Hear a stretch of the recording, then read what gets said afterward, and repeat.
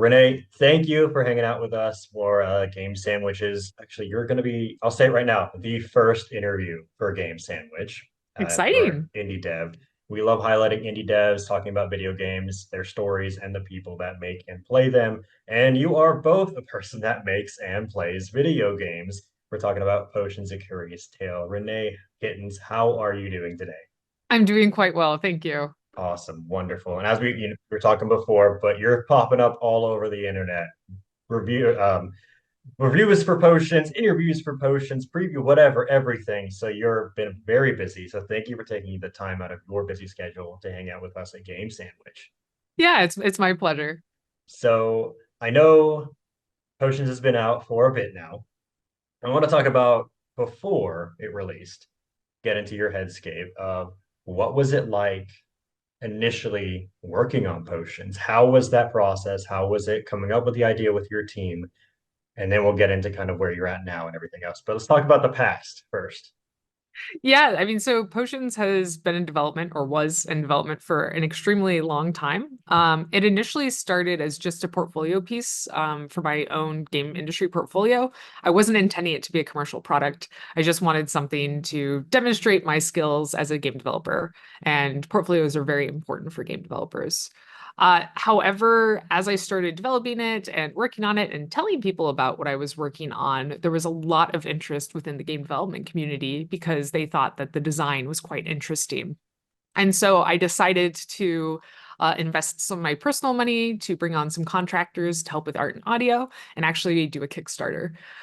So the Kickstarter was successful with 15 minutes left. So I barely squeaked by on funding, but it gave me the capital to continue to hire contractors, pay everyone up front for the development of the game. So I've done almost all of the programming, most of the design, almost all the writing on the game, and have received most of the help with art and audio.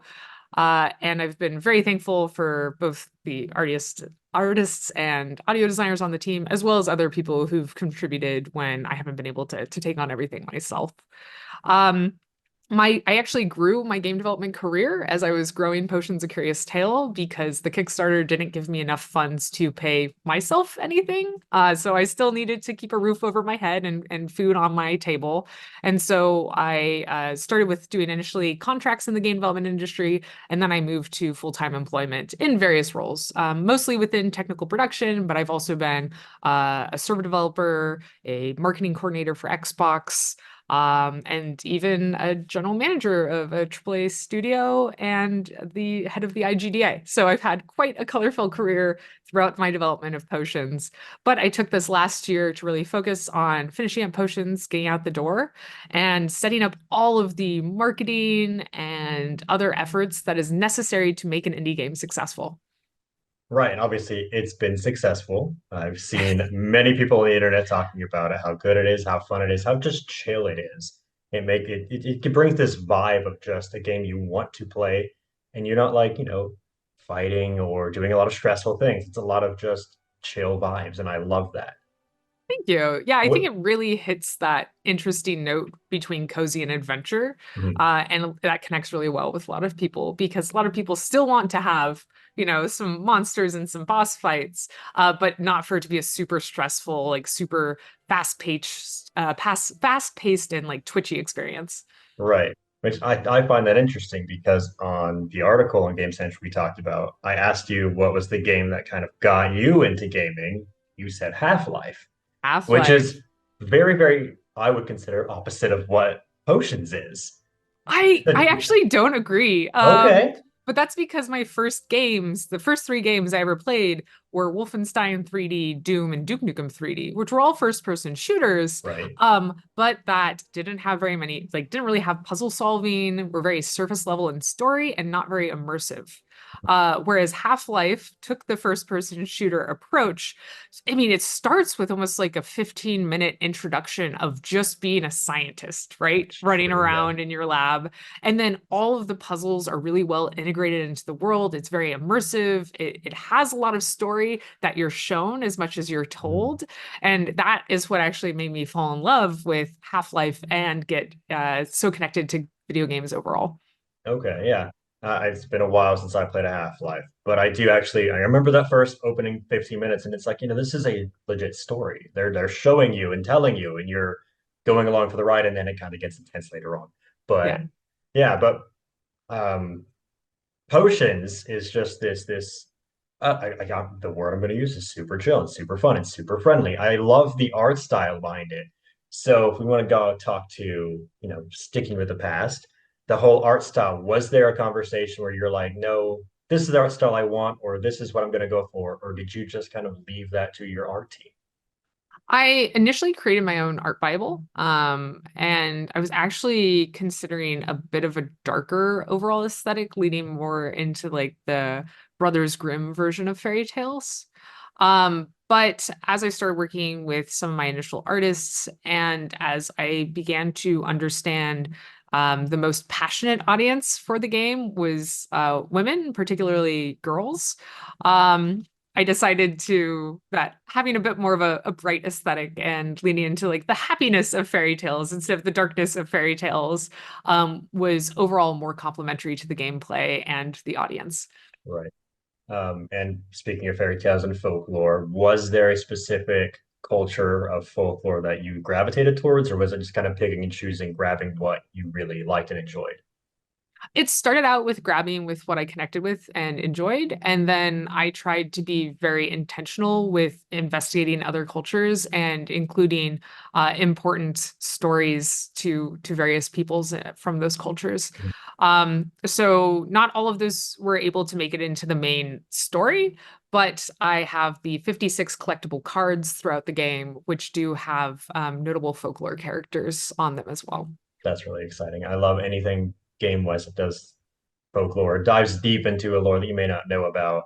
It's just, anything that you can connect with a game where you're like, that's super cool. I didn't know that. And anything you can learn more really just connects, I think, people on a personal level. Absolutely. And Potions is full of that. Yeah, no, I love it. And obviously, you said, mainly gravitating towards girls and women. You released the game on International Women's Day. I did. So was that an intentional release for you?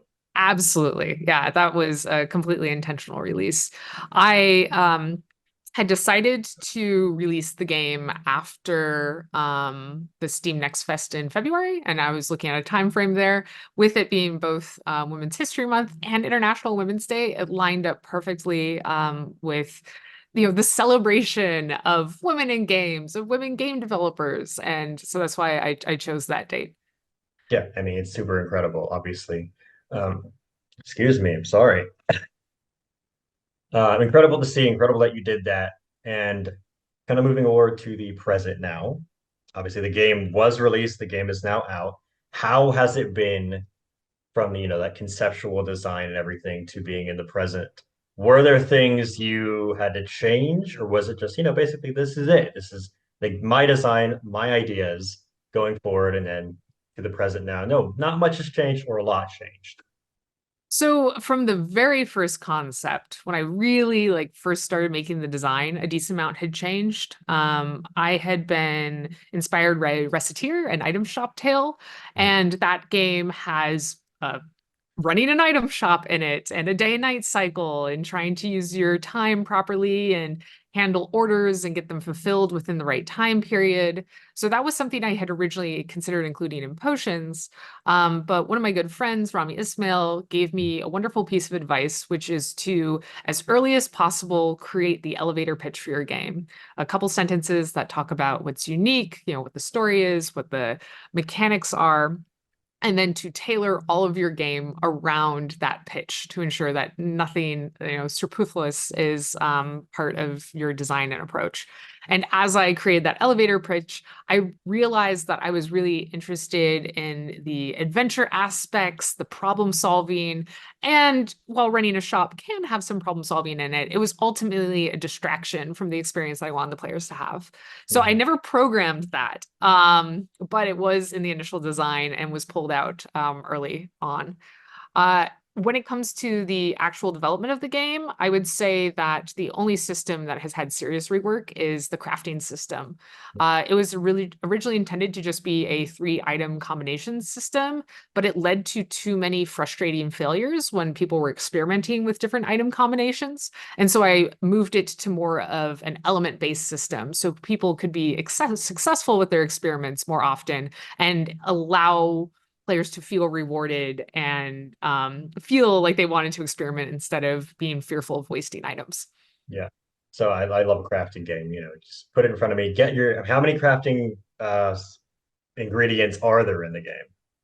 I think there are 60 or so. It's And the ultimate result is 107 potions. hundreds of, yeah. And are you looking to update or add anything in the future?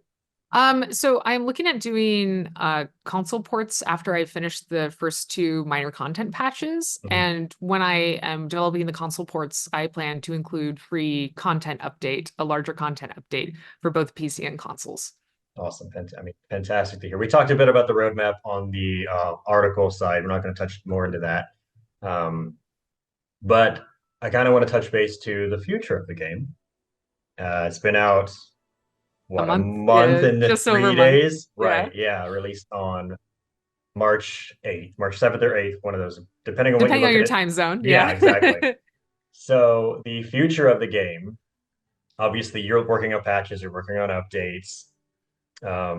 Is there anything else that I mean, besides console ports, you're not going to say anything when, because it takes a lot to get it to consoles, obviously. There's a lot of behind the scenes work that goes into it. And I know that we don't want to really touch on that because you have to talk to everyone involved. But what is what is like the future you hope for potions?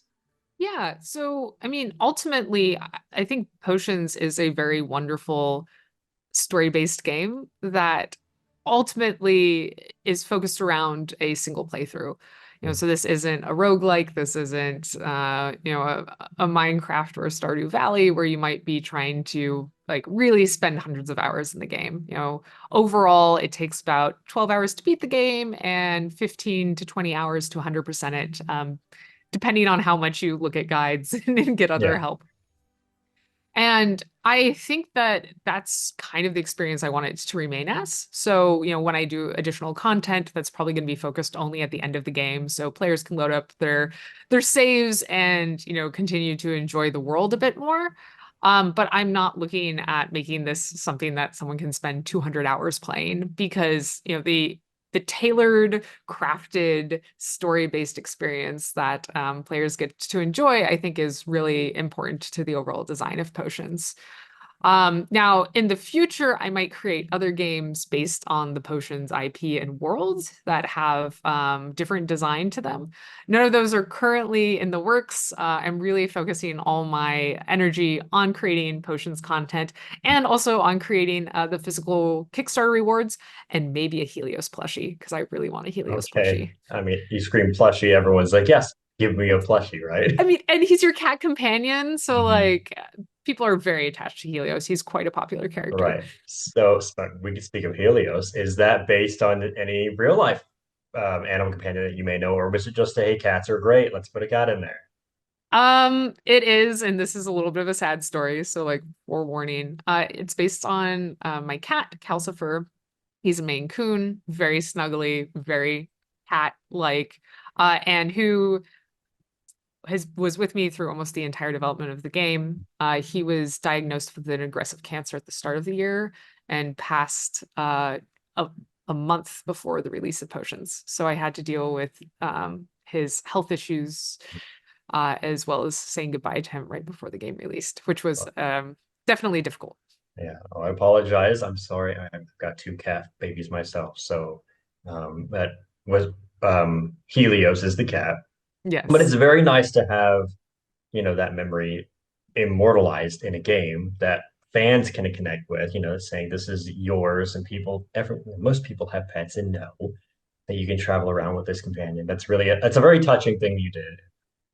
That Yeah. makes me, And one of our team members who also passed during development is an NPC in the game. So he has a whole quest line, and you can recruit him, and then he becomes a mini quest giver in the town. So I'm really glad that I was able to honor both of them. And actually, apparently, I just have a lot of dead friends in my game. His hawk that's on his shoulder has like a little green mohawk. Mhm. Because one of my other good friends is was named Joe and was known as Joe Hawk because he had a green mohawk. So he's makes a cameo in there as well. I So mean that, I snuck in a lot of little entries of respect of those who have departed. and I mean that you have the right to do that because it is your game. I mean, what is it? Because you've worked on previous games, obviously, and I don't know how much creative output or input you had, but having full control over your game, how does that make you feel? Um, It is empowering and terrifying. I actually don't have a ton of confidence in myself in a as a game designer. I think that that is one of my areas of imposter syndrome, like the worst part of imposter syndrome. And it's funny because like while feeling imposter syndrome over being a game designer, I decided to enter a game jam a number of years ago and only focus on game design. And then we won the game jam locally for the game design. And I was still like, well, this doesn't count. I still don't feel like a game designer. Now I have to face it. I've at least released a game that has a popular design. So maybe I'm an okay game designer, but I don't I, fully believe it yet.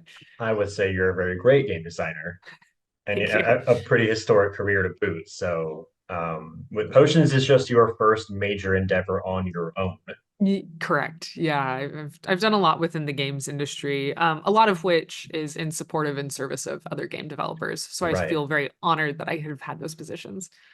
I kind of wanted to talk about that and how you've not only helped the team at Stumbling Cat, yourself, Potions, but 7 years plus as the alumni board chair, executive director, vice chair, you name it, for the International Game Developers Association or IGDA.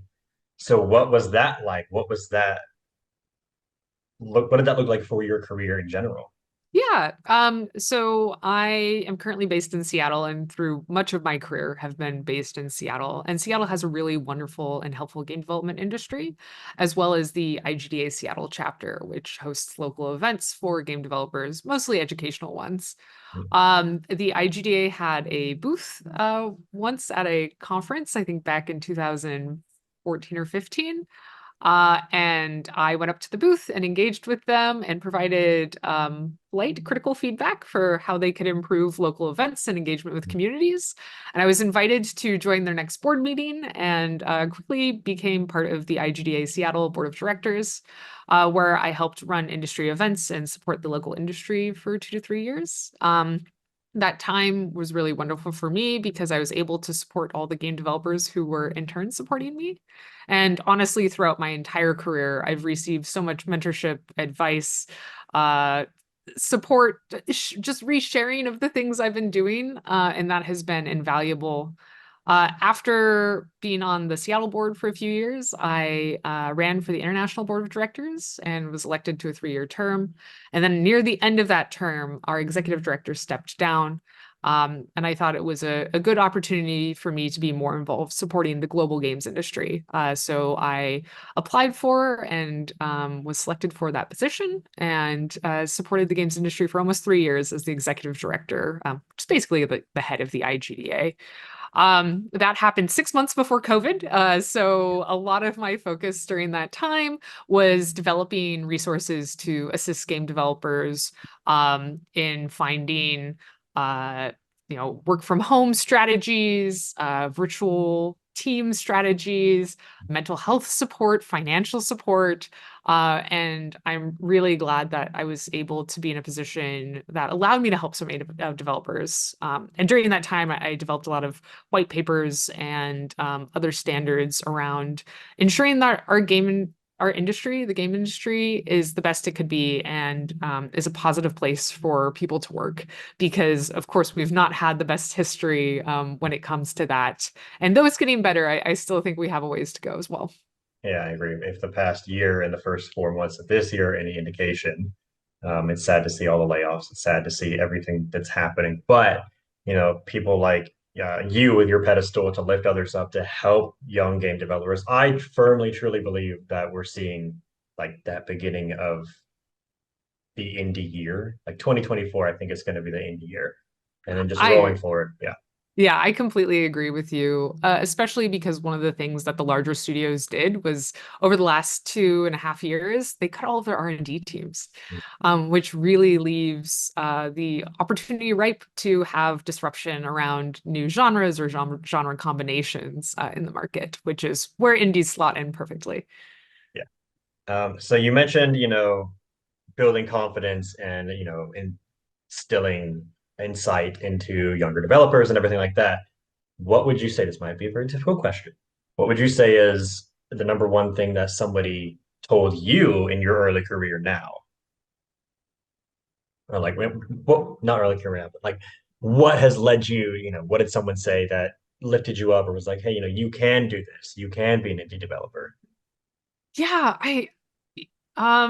I don't know if anybody said one like particular item of encouragement.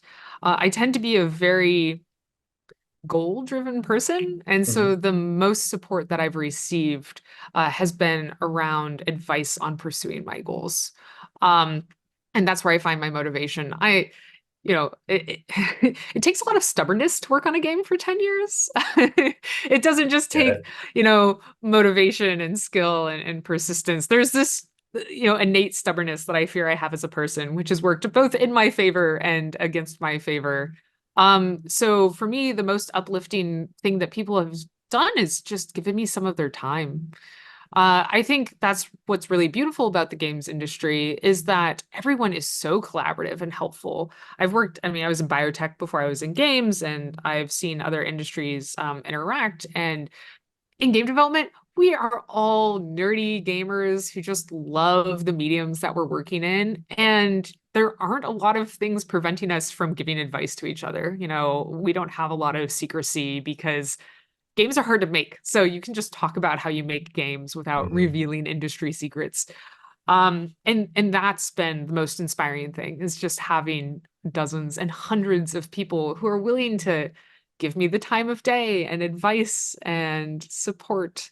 Um, and what I have found more helpful when I was feeling down than anything else is having people that I respect and look up to who are willing to give me critical feedback. Because if I ask them if I'm off track, I can trust their answers, that they will tell me honestly how they feel. And I take a lot of comfort in that because I'm always scared of my own blind spots. And I think we should always be scared of our own blind spots and biases. And so to have people who are helping me identify those and prepare to, fight against them, that has been truly supportive, more so than any words of praise could be. Yeah, I mean, I always say, I tell my team, I tell people, if you're not learning, you're not growing. If you don't have that person or those people who are pushing you to do better, then you're just going to stay where you are. And I've always loved talking with developers, game makers, and they're always like, my team is incredible. Without this team, without this person, we weren't going to do it. As you said, it's hard making games, and it's any wonder any game ever gets made. I'll be truly honest with Absolutely. you. I've never made a game, but I've always wanted to. But what I enjoy most is talking about people who get to make games. And with hopefully, I'll say it is the year of the indie, and I'd love to just what I hope to do at Game Sandwich is just share as many games and developers as I possibly can, just to get that word out there, to get those people, those names out there, those games out there that you may not know about. Potions is one of those. When I first saw it, I don't remember where it was a tweet, I think, and I was like, "What is this game?" And then on my Discord, I had one of my writers like, "Why don't you reach out to Renee Gittins about potions?" And I was like, sure, I'd love to. And he reached out to you, I reached out to you, and you reached out back, and I was like, "I'm so excited to talk to you because games are just great. There's no other way to say it. I love video games, and they deserve to be talked about. Big, I small, medium, little. Sorry, yeah. I completely agree. And I think it's really wonderful what you're doing, bringing the spotlight to more of these titles. I appreciate you taking the time to talk to me today. Yeah, it's been my absolute pleasure. If there's anything else you want to talk about potions or say about potions, or you're just in career in general, now's the time. Go ahead, you have the floor. Yeah, I will speak a little bit on potions. If any of you who are listening to this have not played potions, the demo is free and it's like 2 or 3 hours of the game, and Mhm. the demo slaves load into the full game as well. So you're not missing anything. It even retroactively gives you achievements for things that you've done. So yeah, there's no risk in just trying out potions the game, and you can figure out if it's a game for you. And I've had people play like 10 hours of the demo because you can keep trying to like make new potions and things while you're playing it too. So lots of free content there for you. Yeah, and you can pet the cat in the game. And So you can pet the cat, which is the most important thing. And of course, there's an achievement for that. So, um, when it comes to like game development, if you're interested in being a game developer, the number one thing that you can do is start making games. Whether that's just following a tutorial, whether that's making a mod for your favorite game, whether that's doing something else to engage with game development, even just doing a paper prototype of an idea you have. And that process will teach you so much about game development, as well as help you start to build up that portfolio that is so important for getting a professional job within the games industry. So do that, sign up for game jams, meet other people, network, and you will absolutely find your spot in this wonderful industry. Renee, you're incredible. Thank you so much. Of course.